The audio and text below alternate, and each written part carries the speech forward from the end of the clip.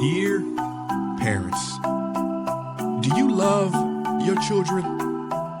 No offense, I'm not questioning you. I'm just questioning you.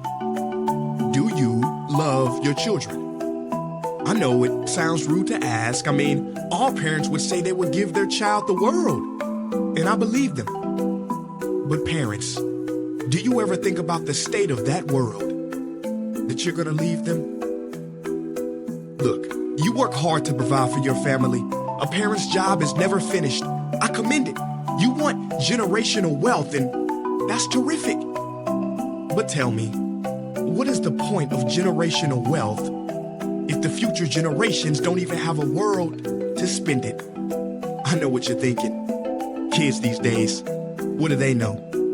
You may say we're young, we were born yesterday, and okay, you would be right. We were born yesterday, but we stayed up all night, and we figured something out. Would you like to hear it?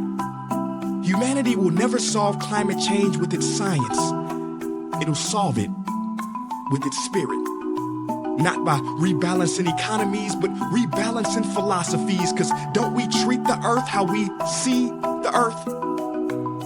Mom, Dad, I know you watch a lot of news, and despite what Fox and CNN says, climate change, it ain't political. It's parental. Plain and simple. And that's why I'm not here advocating the parents' agreement. We're here advocating the parents agreeing. Because it comes down to one question and one question only. Do you love your kids? If you do, prove it. Show it then. When you ask what we want to be when we grow up, please leave us an actual world to grow up in. Let me calm down. Parents, I'm not here to shame you today or have a hateful debate on climate change and rage about civilization making mistakes. Show you pictures of polar bears, wildfires, and tell you how animal agriculture insanely raises the stakes. I mean, yeah, that's facts. Don't get me wrong. But the scare tactics, I'm not a fan at all. You already know the only Milky Way these kids will see will be the candy bar.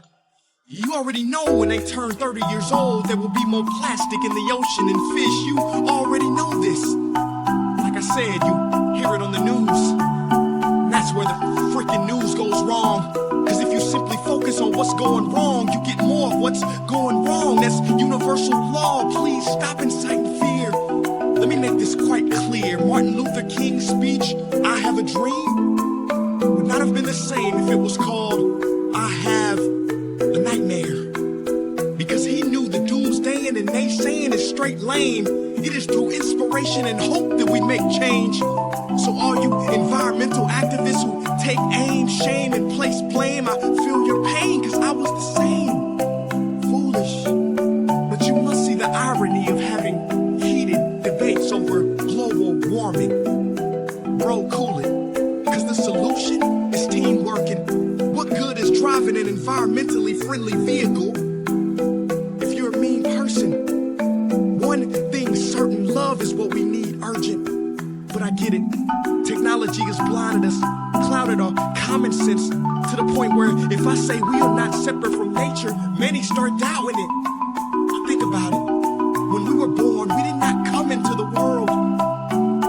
We came out of it. We are nature. So parents, my call to action is not to recycle, but to remember.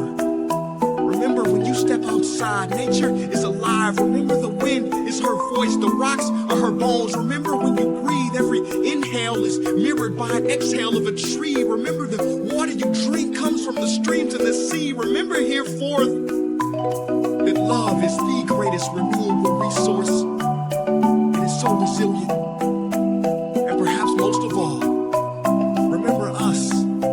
We are 2.2 billion, and we chose you to protect our futures, not steal them. Because remember, you did not inherit this earth from your ancestors. You're borrowing it from your children. Hey guys, thank you so much for watching that video. Now before you go, I want to tell you one thing.